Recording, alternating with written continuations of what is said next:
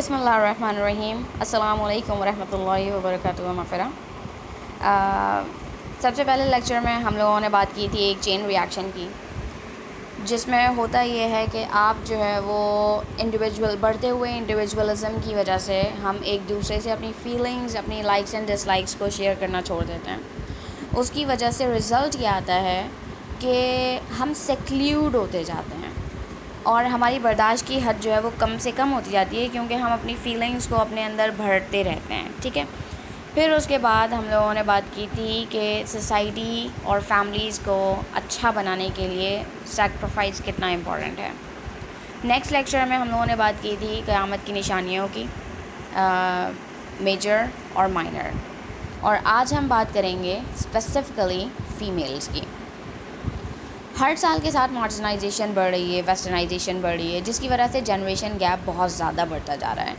یہ ٹاپک اتنا بڑا ہے کہ سمجھنے میں بھی مجھے ٹائم لگے گا کہ میں سٹارٹ کہاں سے کروں. تو میں سٹارٹ کروں گی اپنی اور آپ کی مدر سے، جنہوں نے ہمیشہ اپنے عمل سے ہمیں سکھایا کہ دنیا میں اور سوسائٹی میں موو کس طرح کرنا ہے. آپ مانیں یا نہ مانیں، مگر ہم زیادہ تر اپنے پیرنٹس سے اپنے کیریکٹر ٹریٹس انہیرٹ کرتے ہیں، اور یہی وجہ ہے جو ایک بچے میں اس کے ماں باپ کی ریفلیکشن ہوتی ہے. ایک اچھی لڑکی کے سرکل میں سب لوگ یہ دیکھ کر اندازہ لگا سکتے ہیں کہ اس کے پیرنٹس اور اسپیسیفکلی اس کی مدر نے اس کی تربیت پہ کتنی محنت کی ہے. چاہے اس کی مدر نے محنت کی ہو یا نہ کی ہو، مگر ایک اچھی لڑکی کو دیکھ کے سامنے والا یہی سوچے گا کہ اس کی مدر نے اس کے اوپر بہت محنت کی ہے. اسی طریقے سے ایسا بھی ہوتا ہے کہ پیرنٹس بہت اچھے ہوتے ہیں، بہت محنت کرتے ہیں، مگر بہرحال ہمیشہ ویسا نہیں ہوتا جیسا آپ سمجھتے ہیں.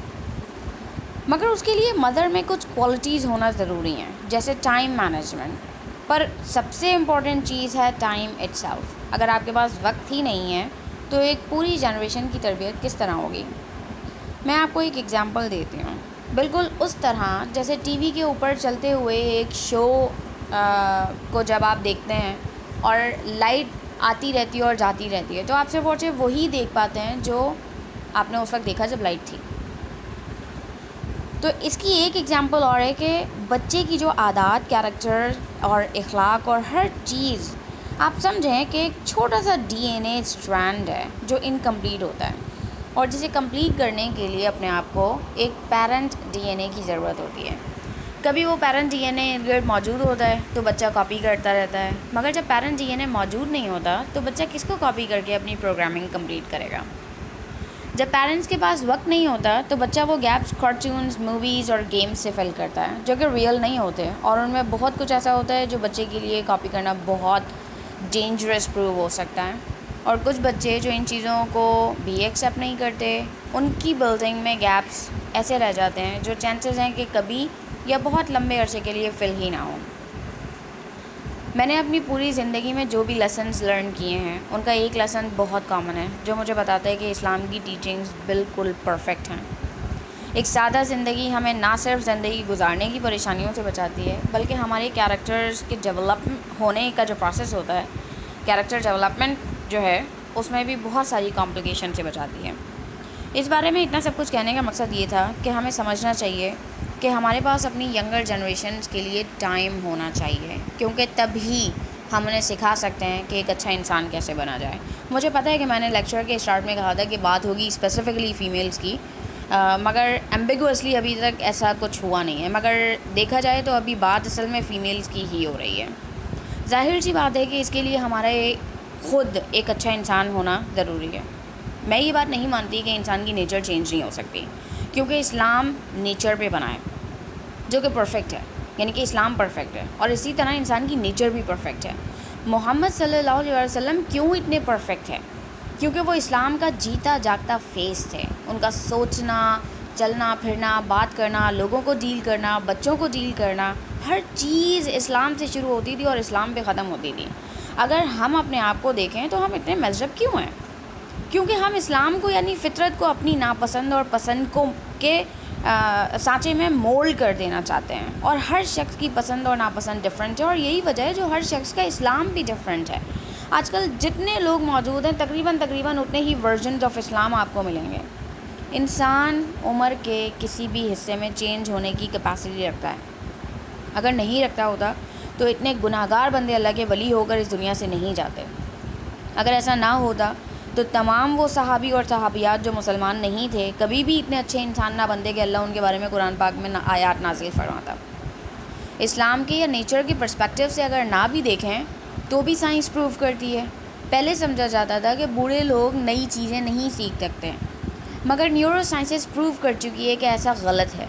کسی بیماری کے بغیر ایسا بالکل پاسبل ہے۔ نیورو پلاسٹیسٹی کے بارے میں آپ کو تھوڑا سا بتاتی ہوں آپ کو کہ انسان کے دماغ کے جو پیٹرنز ہوتے ہیں وہ ان میں فلیکسیبلٹی ہوتی ہے جو اسے الاؤ کرتے ہیں نئی چیزیں سیکھنے کے لیے اور نئی عادات بنانے کے لیے۔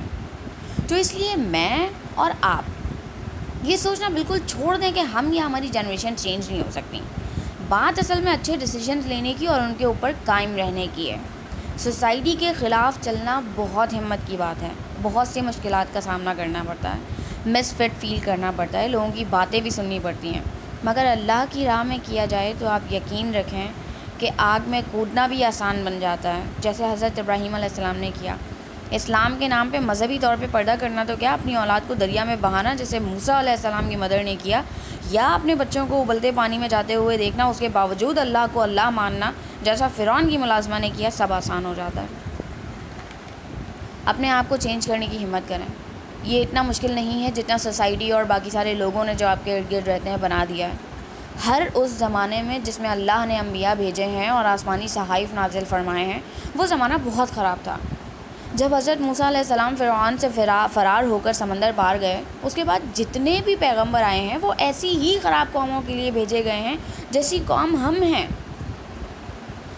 جب ہر خراب قوم کے لیے اور اس کے درمیان آ کر ایک اللہ کا بندہ، اللہ کا بنایا ہوا انسان پیغمبر ہو سکتا ہے، تو کیا آج کے زمانے میں ہم میں سے کوئی کم از کم اچھا انسان بھی نہیں بن سکتا؟ ہم نے کیوں یہ سوچ کر رکھ لیا ہے کہ اگلا شخص یہ کام کر لے گا، میرے پاس ٹائم نہیں ہے؟ بالکل اسی طرح وہ بھی اگلے شخص سے امید لگا کر بیٹھا ہوا ہوگا، کیونکہ اس کے پاس بھی بالکل آپ کی طرح اور میری طرح ٹائم نہیں ہوگا۔ اور یہ امید نہیں ہے، یہ سستی ہے، کاہلی ہے، کمزوری ہے، شیطان کے سامنے سرنڈر کرنا اور اللہ کے بنائے ہوئے نظام سے منہ موڑنے کے برابر ہے۔ بیڈ پر لیٹے رہنے سے انسان چینج نہیں ہوتا۔ انسانوں سے شکایات کرنے اور اپنے آپ کو اکیلا محسوس کرتے رہنے سے کوئی تبدیل نہیں ہوتا۔ اگر صرف انٹرٹینمنٹ شوز دیکھتے رہنے سے سوسائٹیز اور جنریشن چینج ہو رہی ہوتی تو ویسٹ کب کا انسان بن چکا ہوتا۔ ہم نے کب سے اپنے آپ کو اپنا ہی الہ ماننا شروع کر دیا کہ اگر چیزیں ہمارے مطابق نہیں چلیں گی تو ہم دنیا چھوڑ کے کونے میں بیٹھ جائیں گے۔ زندگی ہمیں جیسے چلائے گی ویسے ہی چلتے رہیں گے، کیونکہ ہم سوسائٹی کے خلاف نہیں جا سکتے یا ہم رولز کے خلاف نہیں جا سکتے، صرف اس لیے کیونکہ اسلام مشکل ہے۔ اپنے لیے کام کرنا بہت اچھی بات ہے۔ اللہ نے ہمیں جسم پہلے دیا ہے، بعد میں روح دی ہے، تو ظاہر ہے کہ ہم اپنی باڈیز کا خیال بھی رکھیں گے، مگر کس نے کہہ دیا کہ اپنی روح کو بھوکا مار دیں؟